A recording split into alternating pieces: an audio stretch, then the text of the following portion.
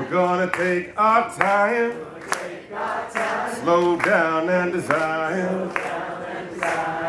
Yeah.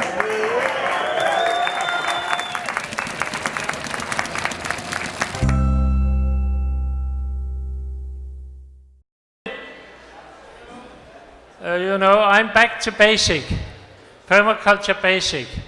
That's one man and one whiteboard. That's how we started, and I'm sure it's how it will end too. Yeah. But up to now, we try different kind of techniques here. And when we are back to basic, I think we have to recognize that permaculture is basically an ecological work structure. It comes from Greek, oikos. Can you see it? You can't see what I'm writing anyway. Oikos, logos. I don't have a black one. I have a green one and a light blue one. That's what I have. It doesn't help. There's no idea in using this. I'm just talking then. And some of you can see, if you want to come closer, but it's all right. It's all right. Yeah. I'm saying the words, oikos, logos. That is the Greek, and that's where the word ecology comes from. And it means, the first one means oikos. That's a place. That's where you decide. Yeah, that's where you rest. That's where your residents are. And it's the first definition. But besides that, it widens out. The oikos, the house, the place where you were, there is a courtyard to it. Yeah. Yeah, I don't think it's better. Okay. Like there's a courtyard to it. There's a garden. And I think that the camera is doing mirror writing there. There's a garden. Well, I'm saying what I'm doing, so you just listen. Okay? That's good. There's a garden, there's a village, and there's a region.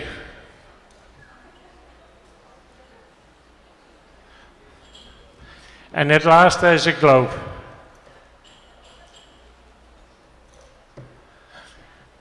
So every time you are settling down a place, you are into a wider entity. There's a whole structure around you and around your world. And we have to be aware of that. Because, yeah, and then there's a logos, the knowledge about it. And that's about the basic natural elements. You know them. There's the water, that's the soil, that's the air, and that's the energy.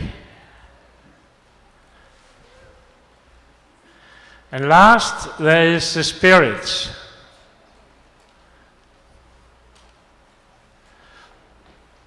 The spirits is a living life that holds them together. The organization.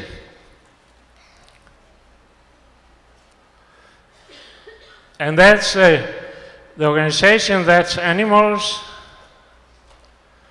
the bacteria, etc., and humans.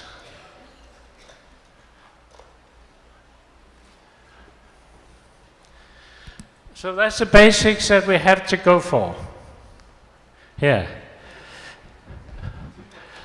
The first time I went into an IPC, that was in '89 in New Zealand. And there we have a lot of talk about bushfires, about deforestation, about all the dangers, the lack of water and stuff like that. So I went on to the next IPC in Nepal, and there they were the same.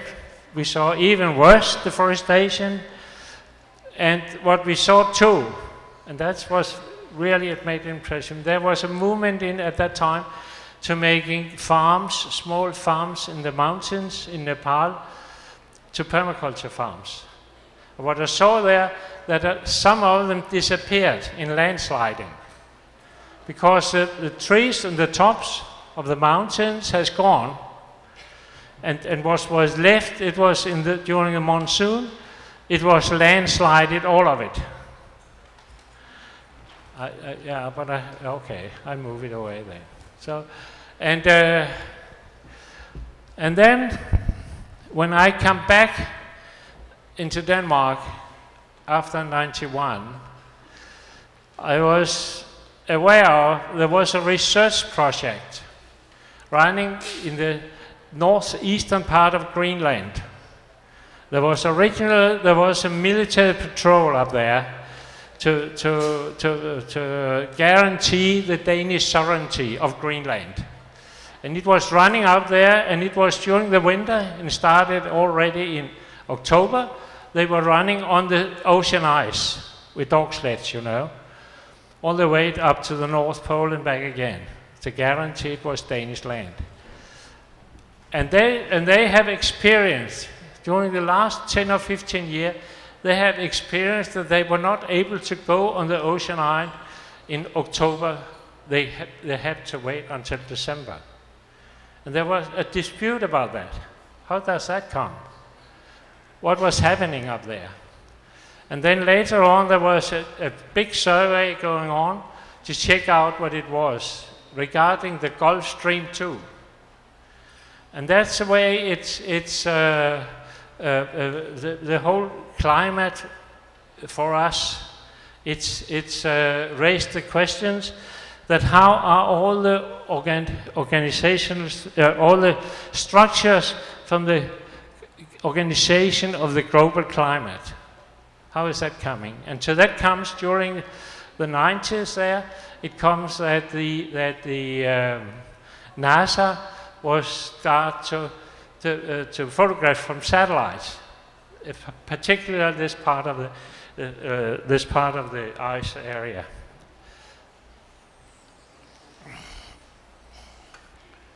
Here you got the globe. Over here you have the stage.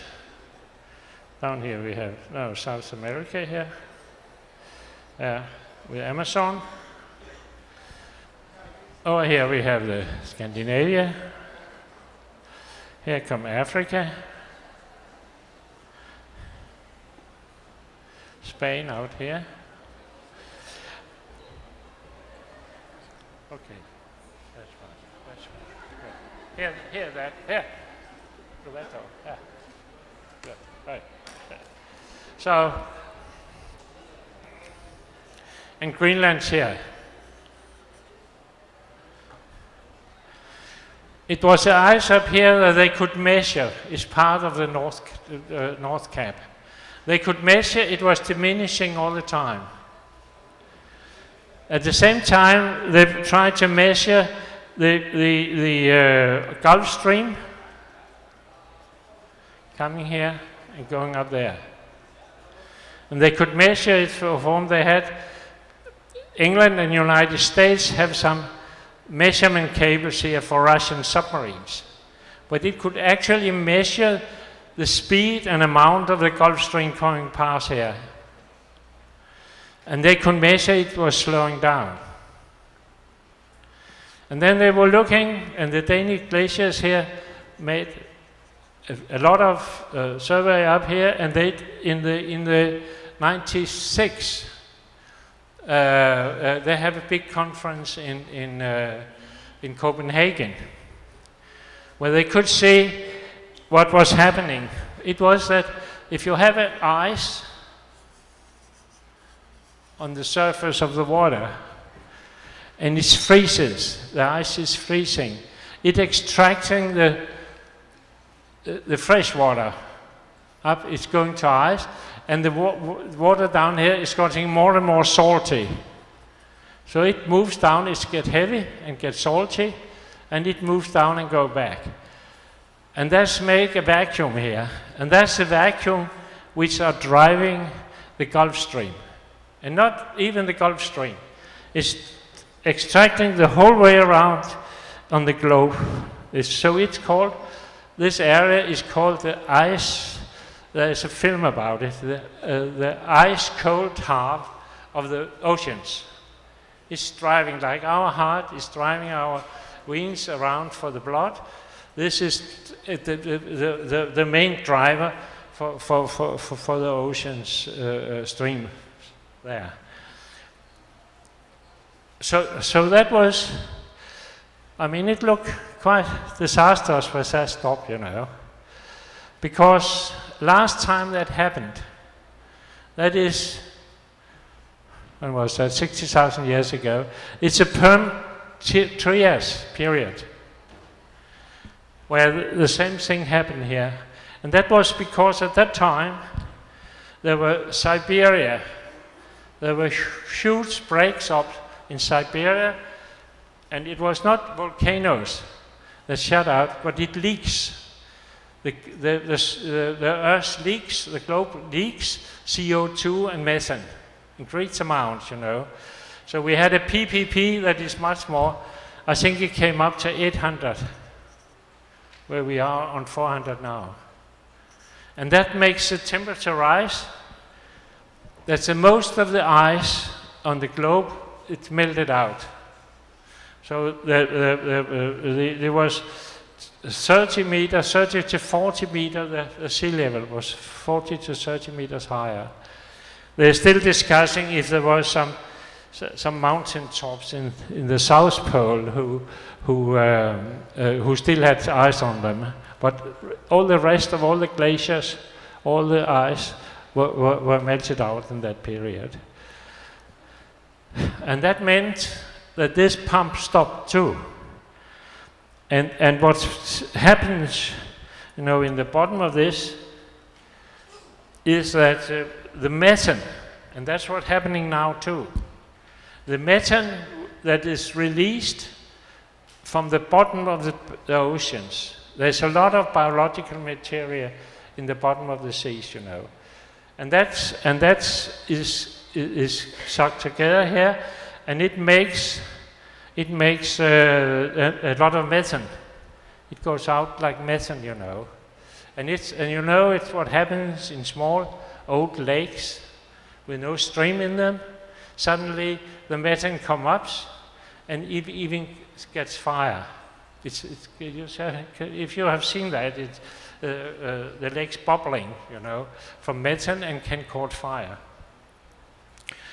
And that was only what was happening in the Perm-Trias period. There were firestorms, you know, around on the oceans. What happened afterwards? That was that 80% of all life on the globe was extinct. You know, most of the animals, nearly all the plants was extinct. But it makes all the CO2 that came up, makes it very moist. The atmosphere around was very moist, a lot of humidity, and it was warm. So that makes, what does that make? That makes the plants explode. They grow like hell, you know, all of that.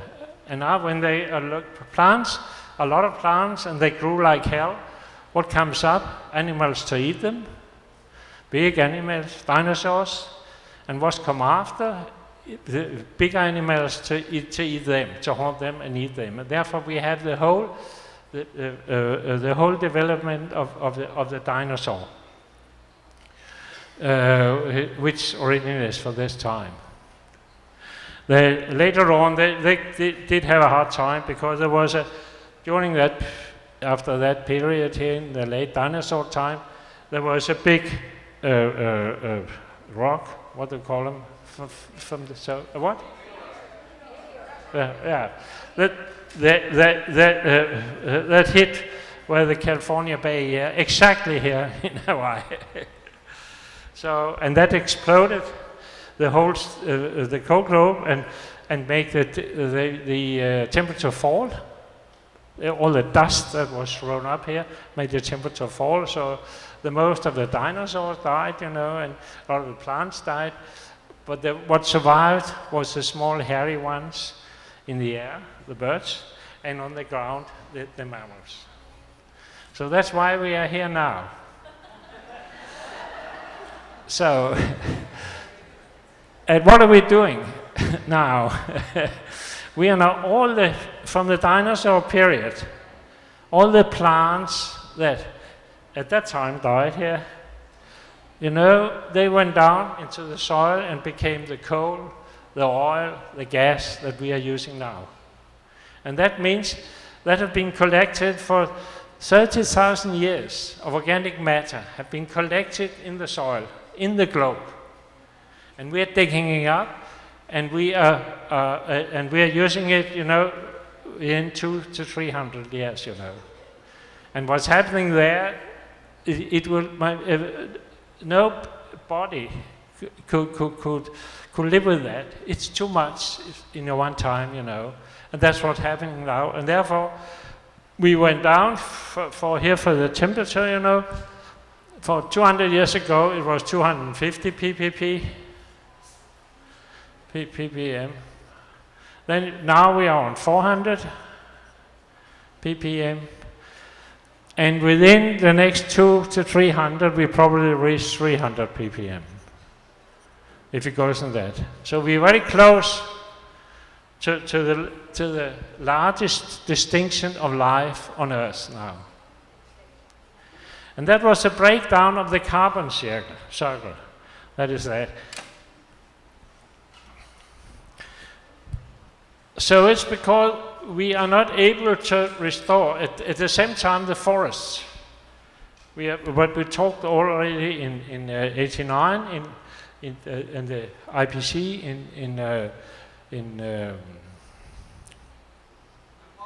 no, before that, New Zealand, New Zealand, yeah.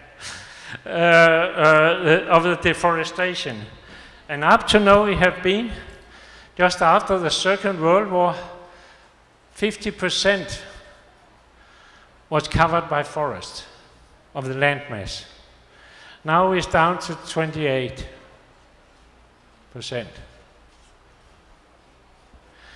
And that means two things.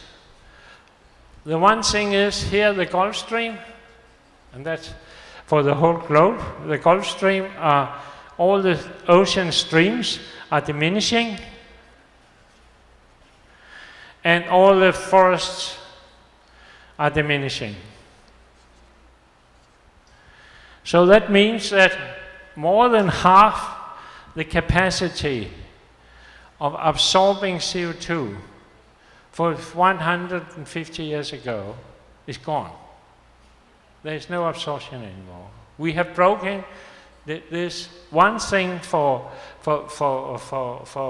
production, partly production, and the other thing because the sources that should take in the CO2 and store it is gone. So what do we do as permaculturists? We say we have to establish some of those sources. We have to reinvent them.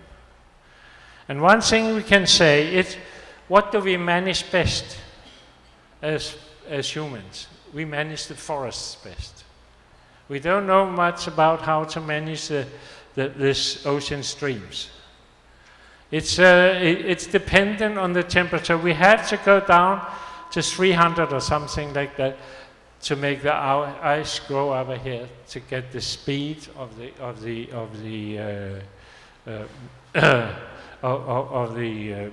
ice to grow again. So therefore, we sort out. That's why we developed the project of the 10,000 trees. So.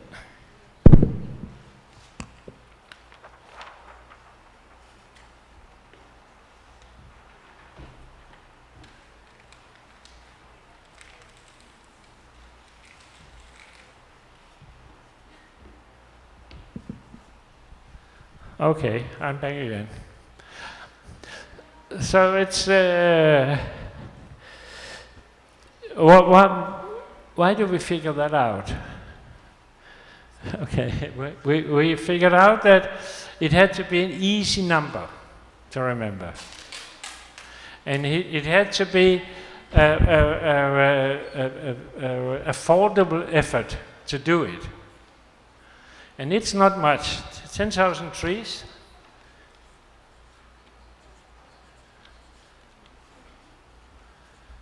And we have to plant them out as dense populations. I mean, it can be on 1.5 hectare or something like that. Small ones, or they are from small seedlings. That would be, and then we coppice it, and we use it while they grow up. We take out the most of them in front, and using it for different purposes. So that's not too much. When you talk to a forester about 10,000 trees, I mean, he thinks he can do it in about a month or something like that. And if we go together on them, then we will be able to do it together, to plant so some person find out where to plant them, some using nurseries for seedlings, some taking out digging them, and some is taking care of them on the long run. So there shouldn't be. And actually, if we reach the 6,000 trees, today if we are releasing 30 billion tons of CO2 every year, and that's what about it is, that is released for the time being. We have to sequester that, you know. And that's actually possible if we use an area of France. Every year we have to put up an area for more trees in France. You know, and that's a huge areas for that, you know. The boreal forests here in Siberia and in Canada and Alaska is dying now. And in there is about 1/5 of the carbon on the soil are placed there, in the tundras, in the forests, you know, as ice, most of it bound in ice. So if that releases, you know, we are really in a situation that we can't spare in the whole human society. If we lock down, you know, half in our consumptions of energy, so we halve in our exhaustion of CO2, it will be the same. We haven't saved anything as long as the boreal forests are dying. And therefore that's one of the biggest tasks, you know, in front to get to that. And therefore we ask, what can we do? I mean, we permaculturists, we are the ones who have the knowledge,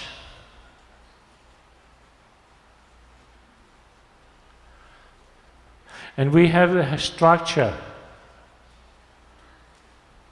for doing things like that. The knowledge, that's about, you have seen examples here of that. You can see it's about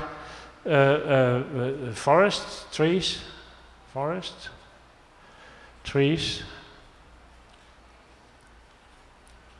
And the next thing is we have a structure we have PDCs and we have tutors. And we have them all. We have tutors all around. We have from the Arctic, the Alaska, northern part of Norway. We have down to the Amazons. We have down into the belt in Congo. We have further down in Africa. We have from deserts to dense forests. So we have knowledge about how to manage things like that. And therefore we have the PDCs, how we can spread it around, how people can take courses, and we have the capacity of doing that. So therefore but we have to structure it. And we have to structure it on our courses.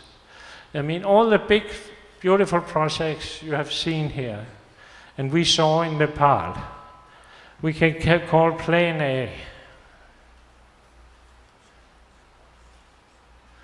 That's the ones, yeah, you couldn't see it up here.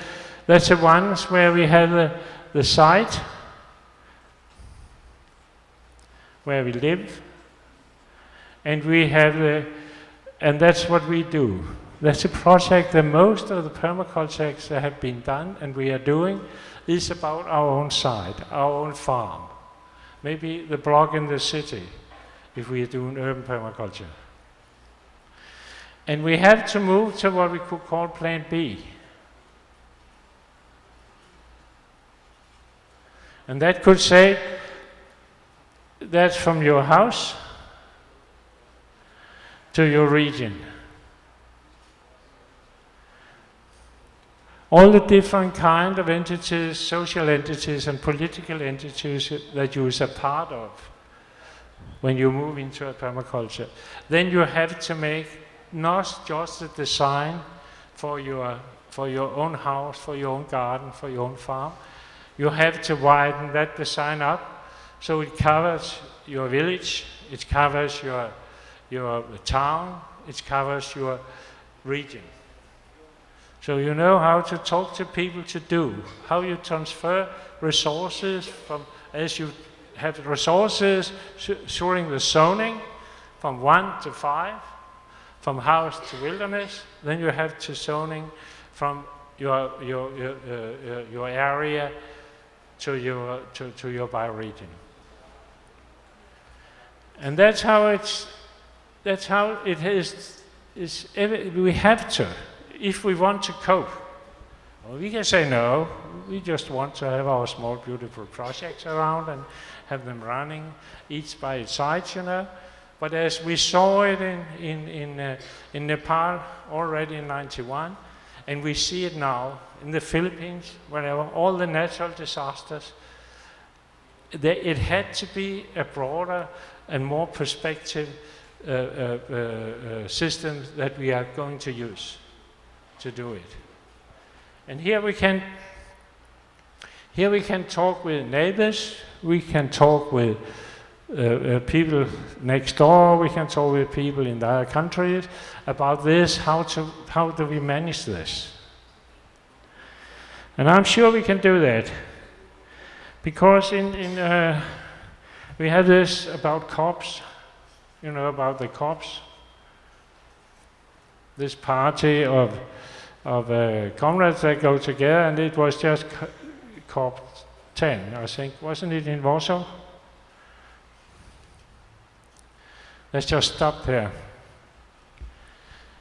And we had in Copenhagen, we had COP, what was that, 9? Yeah. And it was, and that we had decided in '07 in the permaculture conference in Brazil. We have decided that we would try to make an alternative attempt to this COP9 in Copenhagen. No, was it 9? Yeah. It was 15, yeah, that's right. It was 15. It was in 9. It was 15. And what's the one that just had happy? Is 17? They just said in Warsaw? Yeah, it was 17. Okay, there was one in Cancun in between. Yeah, that's right. There we did an alternative assembly called Klimaforum.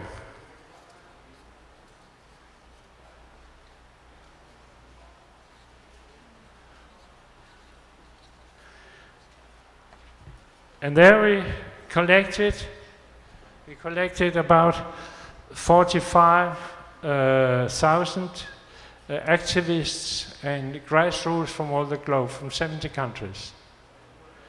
And we were there for the same period, 2 weeks, as the UN conference was.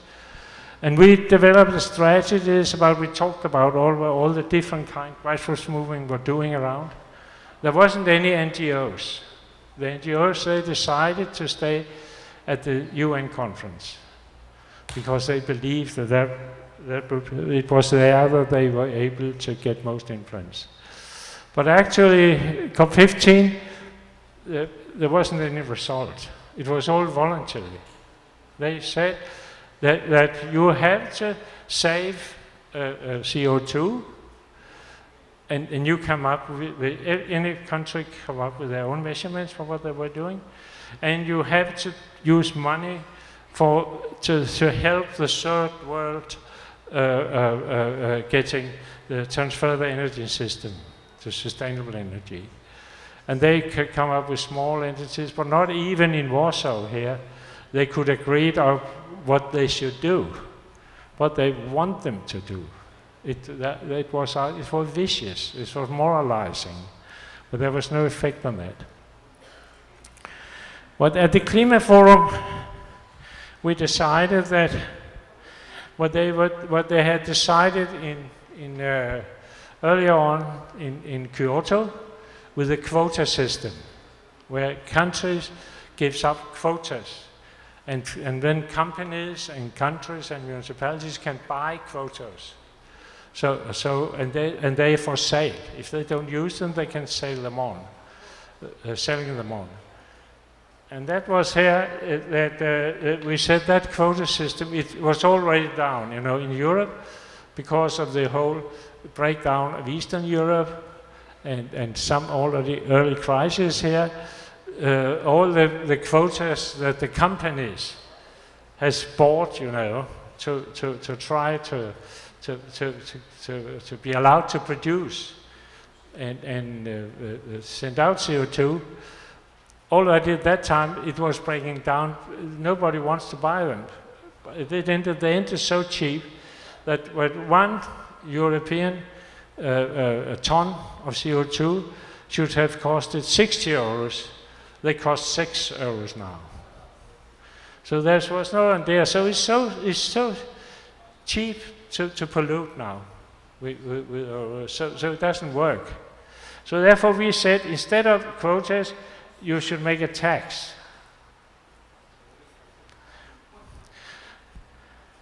So you put a tax on the outlet of the tons of CO2s. And that's in Denmark, we are using, every person is using 40 tons every year. So that means if it's 100, we said a tax could be 100 euros per ton, so every person should pay 1,400 euros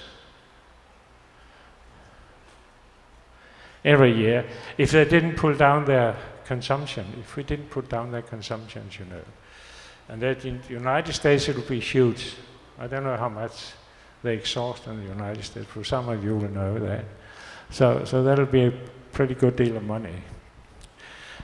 And this money,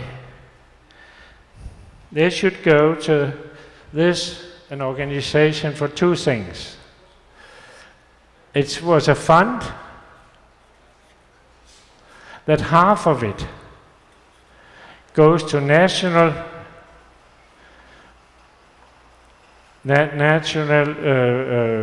to develop a national technique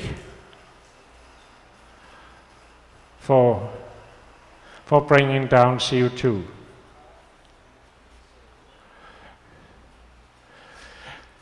And it's up to should be to the countries themselves. And the other half should go to a global fund for managing this plan of the 10,000 trees planting up. And that means a lot of the areas, a lot of the space for those trees. It would be, there are some farmers there, there are some people around there that could be employed. It's often farmers that have been hit by natural disasters, natural catastrophes and things like that. So they should have money, you know, they should be paid, you know, to get nurseries for trees, plants for the tree planting system, and plans for the management. And that would give them, if you do it according to permaculture principles, that will give those farmers a livelihood, a way to work from the trees, from the bushes for what they are doing.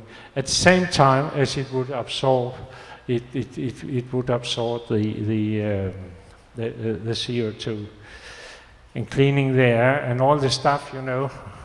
You all know here what forests do. They renew the water, they give fuel if you want to, they give building material, they give purifying the air. So then we get all the goal about that. But it means that we have to put into our courses and into our strategies.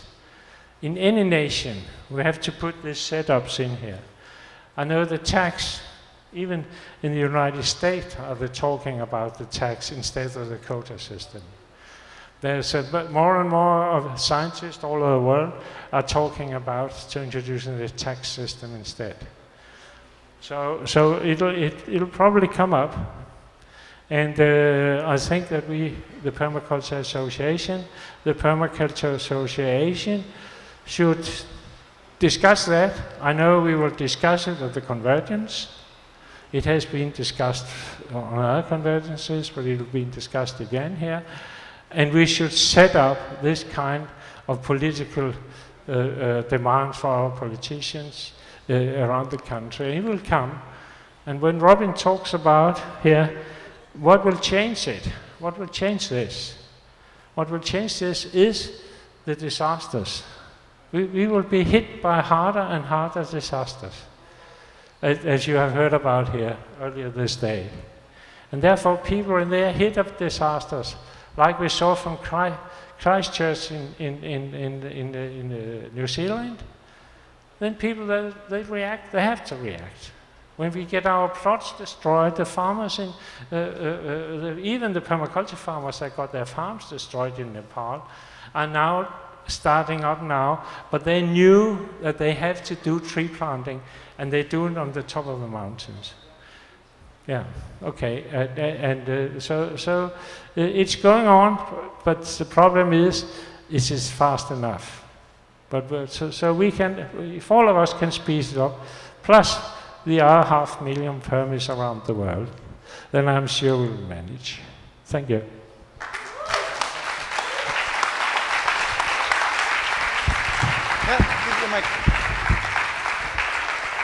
Unfortunately, we have time for only one question, one very concrete question.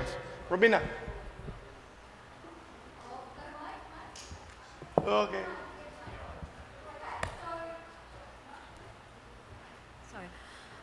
Wilderness corridors, wildlife corridors, linking bioregions, linking farms, linking through neighbourhood cities. That's a bit of the strategy that's happening in New Zealand. And I'm wondering if from a Scandinavian and even European perspective, you're thinking that strategy for your trees moving right through Europe. Yeah, we are developing it, and we have talked a lot about this in Scandinavia, and on the convergences in Europe too. And I mean, it's slowly, because we have to integrate it in the curriculum for the permaculture courses. I mean, today most of this is not part of the most of permaculture courses that is running. And therefore, we just still believe that we have this beautiful Plan A scheme with all our small, beautiful plots, you know. And we do not develop the integrated net in between all those plots, you know, because we have to set up, you know, for the municipality, the parish, you know, the different geographical and social and political areas that we are part of. So, but that's one of the things that would be important. It is important, and I think if we don't do it, you know, we lost. I mean, it goes that far for now being. So if we don't change strategy from our small, beautiful project to our bigger social and political implicating projects, then we're gone. We have time for a couple of questions. Another question? I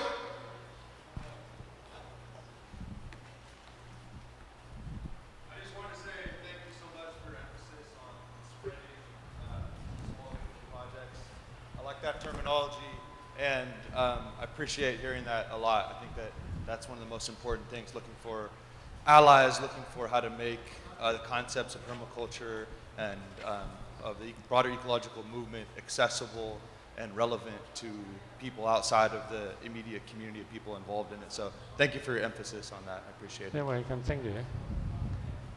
Here, this side. Come on.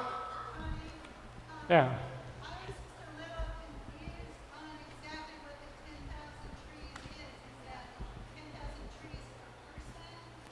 Yeah, it's 10,000 trees per person in lifetime. So in lifetime, in a lifetime, yeah. At the same time, we made a scheme about how much we can produce, and in the big areas, big urban areas, we did a scheme that we can go down to exhaust down to 1 ton CO2 per person, and that would be viable in relation to this, yeah. Pardon? I was also a little confused. You're saying we need to plant as much as an area of France every year? Yeah.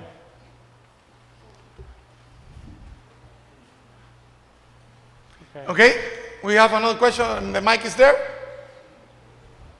Nope? No, that was my question. That's fine. Thank you very much. Okay, here.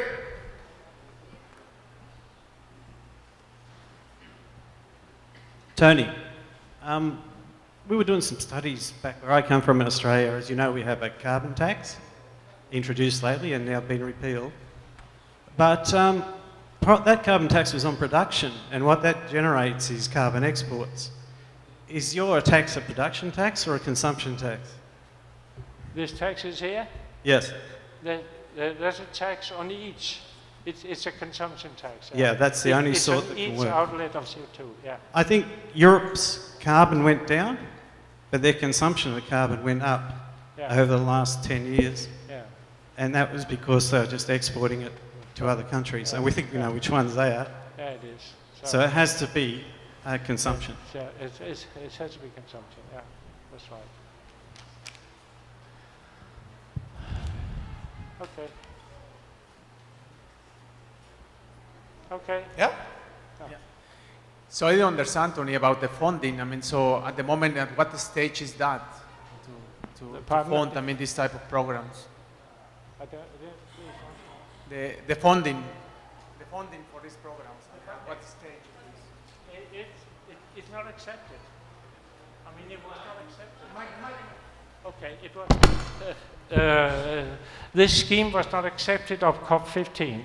We were allowed into the General Assembly and make about this declaration we made in Klimaforum, and we asked them to do this, and they didn't want to do it. They didn't want to debate it even. But some countries said that they would go down, but that was some Latin American countries said that they would go down and work for it. So, and now they have been coming up, it had been coming up in Europe, because the European quota system has broken down totally. So therefore they start talking about it. And I don't think that in Paris in 17 that they will not be able to agree on anything too. But the idea is that this scheme here can be run by single countries. I mean, in Denmark, they don't have to do in Denmark. And we are talking about that they are now making tax with 20 euro per ton.